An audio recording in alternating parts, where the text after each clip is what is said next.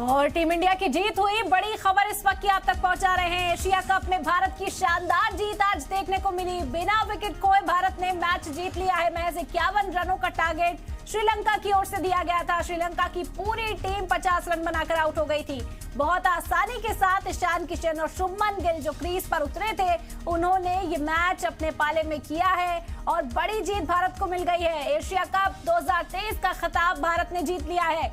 बड़ी खबर इस वक्त की आप तक पहुंचा रहे हैं। एशिया कप में भारत की जीत हुई। बिना विकेट खोए बहुत आसानी के साथ 51 रनों का ये टारगेट भारत ने हासिल कर लिया है। बेहतरीन गेंदबाजी रही। टॉस जीता श्रीलंका ने बल्लेबाजी का फैसला किया, लेकिन वो फैसला उन्हीं के खिलाफ साबित हुआ। मोहम्मद सिराज ने 6 विकेट चटके, हार्दिक पांड्या ने 3 विकेट लिए और जसप्रीत बुमराह ने 1 विकेट लेकर श्रीलंकाई दिग्गजों को वापस पवेलियन का रास्ता दिखा दिया था। और अब एशिया कप में जब टारगेट ही 51 रनों का था, तो बहुत आसानी के साथ टीम इंडिया ने